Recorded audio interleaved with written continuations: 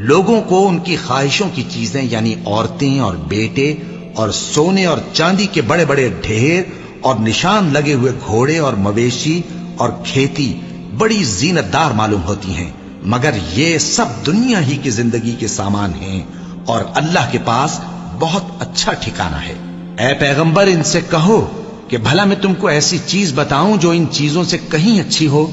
سنو، جو لوگ پرہیزگار ہیں ان کے لیے اللہ کے ہاں باغات بہشت ہیں جن کے نیچے نہریں بہ رہی ہیں، ان میں وہ ہمیشہ رہیں گے، اور پاکیزہ بیویاں ہیں، اور سب سے بڑھ کر اللہ کی خوشنودی۔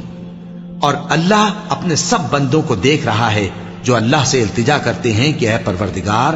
ہم ایمان لے آئے سو ہم کو ہمارے گناہ معاف فرما اور ہم کو دوزخ کے عذاب سے محفوظ رکھ۔